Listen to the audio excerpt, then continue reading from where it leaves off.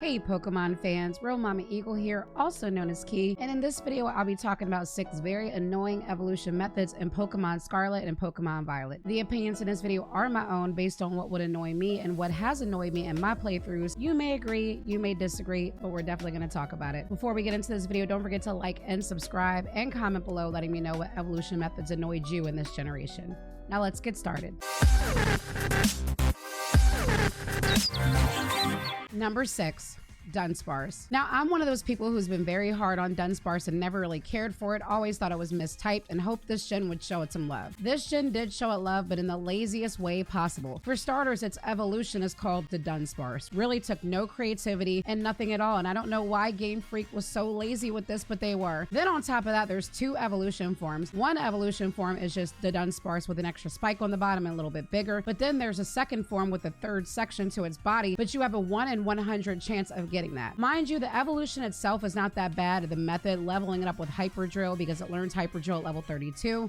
But the fact that you have those 2 forms, one that barely changes and one that just adds on a section, it's just very, very lazy work by Game Freak and one of the worst evolutions. Number 5. Palafin. Now, don't get me wrong, Finzian and Palafin are actually very cool dolphin Pokemon. Love the design, love that you can find them pretty early or late if you need a water Pokemon in your party. So no complaints about the actual design itself. I just hate the evolution method. If you know anything about me, I don't like any evolution methods that depend on someone else for you to get the evolution, i.e. why I hate most trade evolutions. But this is a little bit different because you have to have someone in your Union Circle party and level it up to get the evolution. Don't get me wrong, you can use experience candies, you can use a rare candy to get that level when you have someone in your party, but if a friend's not available or you just simply don't have many friends or have any friends at all on your friends list, it can be a Pokemon that you will never get, which definitely makes it an annoying evolution method. Number 4, Annihilate. Now, don't get me wrong, I love Primeape. Primeape is one of my favorite Pokemon in the Gen 1 decks and one of my favorite fighting Pokemon ever. And Primeape getting an evolution was so overdue and I'm so happy about it. And I love the ghost typing of Annihilate. So let me say that first. I just don't love the evolution method because it takes a couple extra steps. For starters, Primeape doesn't learn Rage Fist until level 35, so you do have to wait a bit for it. That's not the worst part. You really just have to go out and use Rage Fist 20 times for it to level up into Annihilate. And that's the next level with a candy or with a rare candy or by battling it naturally. But having to go out and count how many times you use Rage Fist can be frustrating, especially if you're in an area where the wild Pokemon are a bit more sparse and you have to go searching for them. Not the worst evolution method in this generation, but definitely annoying. Number 3.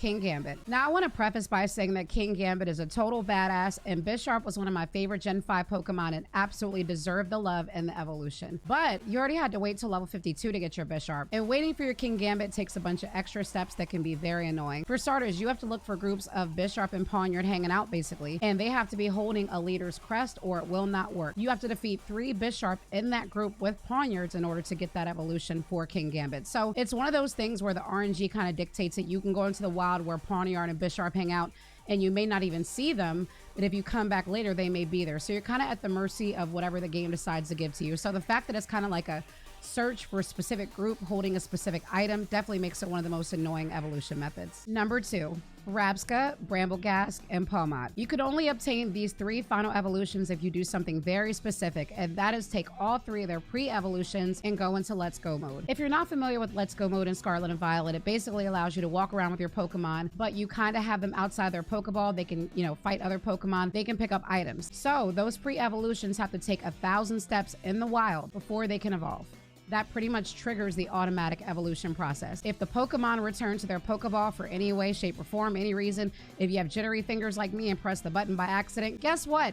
You have to do it over from scratch. So you have to be very careful when they're walking around in that mode. The accidental pushback, any wild events triggering and stopping it, basically things that can make that evolution very frustrating and make you do it over from scratch. So one of the worst evolution methods in this gen for sure. Number 1.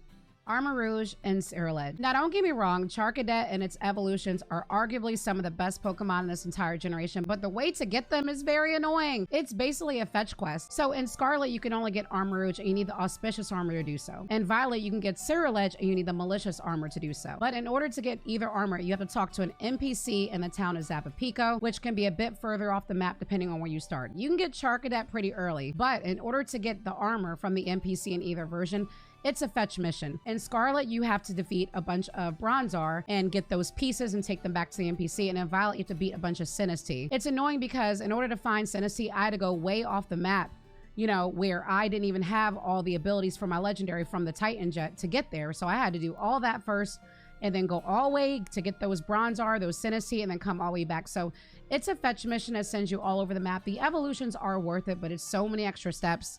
I guess because the Pokemon is low-key so OP, especially Scarlet, they figured make it really hard to get, but definitely the most annoying evolution in this generation. What did you think about my annoying evolution methods in Pokemon Scarlet and Violet? Have you had to experience any of these yet? Let me know in the comments section down below, in addition to which ones you find annoying. Don't forget to like and subscribe as well. I am also Real Mama Eagle on all social media platforms, and I do live streams at twitch.tv/RealMamaEagle on Sunday, Monday, Tuesday, and Thursday. Thank you all for watching, and I'll see you next time.